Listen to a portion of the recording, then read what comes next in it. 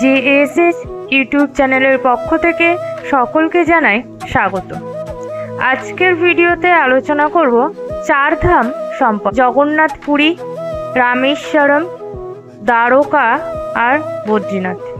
এই চারটে জায়গা ভারতবর্ষের চারটি স্থানে অবস্থিত।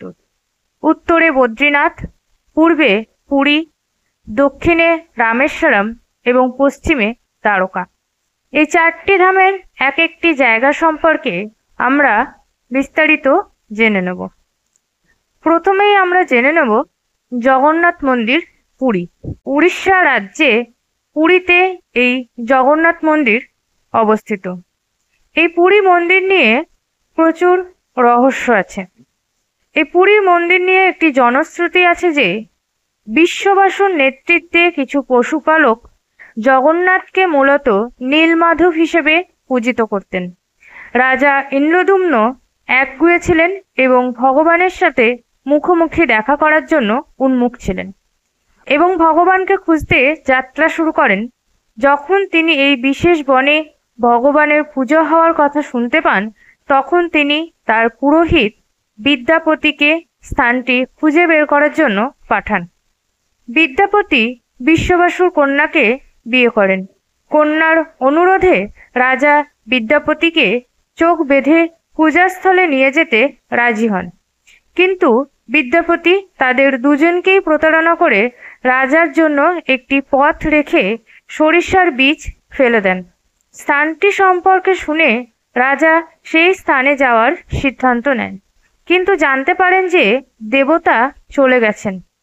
নারদ মুনি তার সামনে উপস্থিত হন এবং নীল শিলা বা নীল পর্বতে একটি মন্দির নির্মাণের জন্য তাকে নির্দেশ দেন, কিন্তু ব্রহ্মার দীর্ঘ ধ্যানের কারণে মন্দিরটি ভেঙে পড়ে। এরপর নারদ মুনি ইন্দ্রদ্যুম্নকে সমুদ্র তীরে ভাসমান কাঠের কাঠ দিয়ে মূর্তি তৈরি করতে নির্দেশ দেন। তিনি একটি অসাধারণ মন্দির নির্মাণ করেন, যেখানে জগন্নাথ, বলভদ্র এবং সুভদ্রার মূর্তি স্থাপন করা হয়। নারদ মুনির নির্দেশে রাজা ইন্দ্রদ্যুম্ন ভাসমান কাঠের মূর্তি নির্মাণের জন্য একজন কারিগরের সন্ধান করেন। সেই সময় রাজা একটি বৃদ্ধ ব্রাহ্মণ কারিগরের সন্ধান পান। সেই বৃদ্ধ ব্রাহ্মণ এই কাঠ থেকে জগন্নাথ দেব, বলভদ্র এবং সুভদ্রার মূর্তি বানাতে রাজি হয়, কিন্তু তিনি রাজাকে একটি শর্ত দেন যে এই মূর্তিগুলো যতদিন বানানো হবে তিনি একটি বদ্ধ ঘরে মূর্তি নির্মাণের কাজ করবেন। যতদিন না পর্যন্ত কাজ শেষ হচ্ছে ততদিন পর্যন্ত কেউ যেন দরজা না খোলে। এইভাবে মূর্তি বানানো শুরু হয়।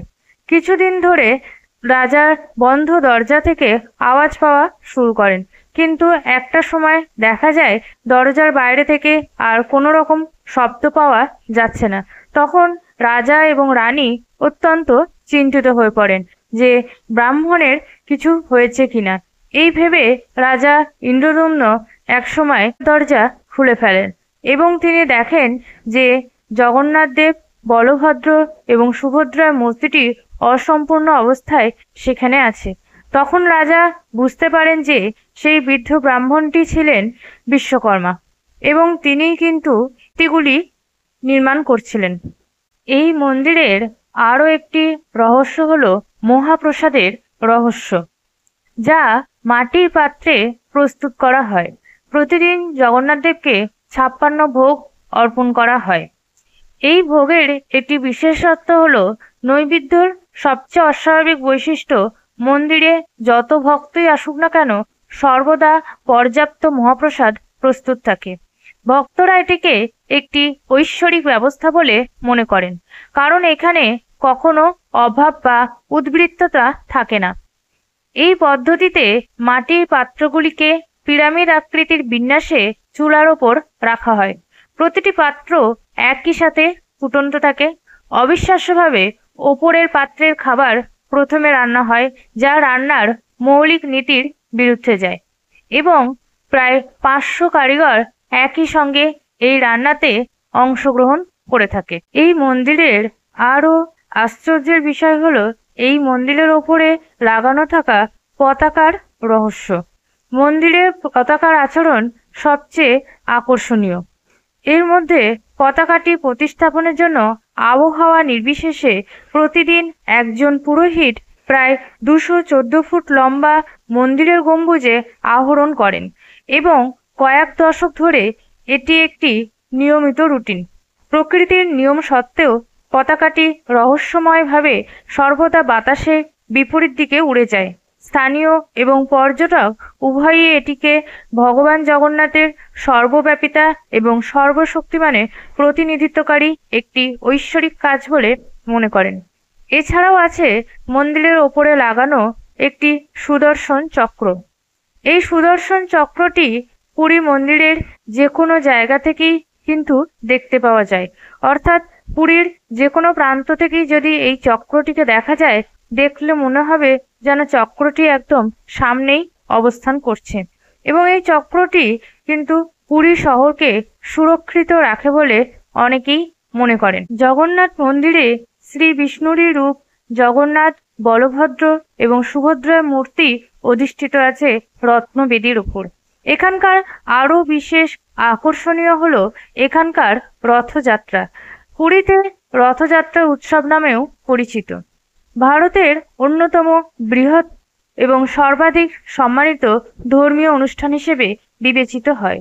জগন্নাথপুরীর রথযাত্রা প্রতি বছর অনুষ্ঠিত একটি প্রাণবন্ত উৎসব, যেখানে ভগবান জগন্নাথ, বলভদ্র এবং সুভদ্রাকে আনুষ্ঠানিকভাবে একটি বিশাল অলংকৃত রথে বসানো হয় এবং হাজার হাজার ভক্ত রাস্তা দিয়ে টেনে নিয়ে যান এই রথ। জগন্নাথের জন্মস্থান গুন্ডিচা মন্দিরে আগমনের প্রতিনিধিত্ব করে। ভারতবর্ষের দক্ষিণে তামিলনাড়ু রাজ্যে ভারত উপদ্বীপ এবং শ্রীলঙ্কার মাঝে ছোট্ট একটি দ্বীপে অবস্থিত রামেশ্বরম মন্দির, যা 4 ধামের মধ্যে একটি ধাম এবং দ্বাদশ জ্যোতির্লিঙ্গের একটি জ্যোতির্লিঙ্গ এই মন্দিরে অবস্থিত। কথিত আছে এই মন্দিরে ভগবান রাম শিব পুজো করেছিলেন। এটা নিয়েও অনেক পৌরাণিক কাহিনী আছে। মনে করা হয় রাম যখন সীতাকে উদ্ধার করার জন্য লঙ্কায় বানর সেনা নিয়ে যাত্রা করেন, সেই সময় রাবণের সাথে যুদ্ধে যাতে বিজয় লাভ করতে পারেন, সেই কারণে এই মন্দিরে তিনি শিব পুজো করেছিলেন, যা তার বিজয়কে নিশ্চিত করে। এছাড়াও আরও একটি পৌরাণিক কাহিনী এখানে আছে যে তিনি যখন সীতাকে উদ্ধার করে লঙ্কা থেকে নিয়ে আসছিলেন, সেই সময় রাবণকে বধ করেন। সেই কারণে একজন ব্রহ্মহত্যার শাপ লাগে। তো এই ব্রহ্মহত্যার শাপ থেকে মুক্তি হতে তিনি এখানে প্রায়শ্চিত্ত করেছিলেন এবং তিনি ভগবান শিবের পুজো করার সিদ্ধান্ত নেন এবং হনুমানকে হিমালয় থেকে একটি শিবলিঙ্গ আনতে নির্দেশ দেন। কিন্তু হনুমান খুব বেশি সময় নিলে সীতা বালি দিয়ে একটি লিঙ্গ তৈরি করেন, যা রাম পবিত্র মনে করেন এবং রামলিঙ্গ নামে পরিচিত। এই লিঙ্গটি রামেশ্বরম মন্দিরের প্রধান দেবতা। পরবর্তীকালে হনুমানের আনা শিবলিঙ্গটি এখানে স্থাপন করা হয়। পৌরাণিক কাহিনী ছাড়াও রামেশ্বরম মন্দিরে অসাধারণ কারুকার্য এটাকে ঐতিহ্যবাহী করে তুলেছে। এর ভিতরে অবস্থিত মন্দিরের কারুকার্য বহু প্রাচীন এবং অত্যন্ত সুন্দর। এই কারুকার্যের জন্য মন্দিরটি একটি গুরুত্বপূর্ণ হয়ে উঠেছে। এরপরে আছে তৃতীয় ধাম, সেটার নাম হচ্ছে দ্বারকা। এই দ্বারকা নগরীকে শ্রীকৃষ্ণের বসবাসের নগরী হিসেবে মনে করা হয়। ভারতবর্ষের পশ্চিমে আরব সাগরের তীরে অবস্থিত এই দ্বারকা নগরী। পৌরাণিক কাহিনী অনুসারে শ্রীকৃষ্ণ যখন মথুরায় তার মামা কংসকে বধ করেন, কংসকে বধ করার পর কংসের শ্বশুর মগধপতি জরাসন্ধ কৃষ্ণের ওপর প্রতিশোধ নেওয়ার জন্য যদু বংশকে ধ্বংস করার সিদ্ধান্ত নেন।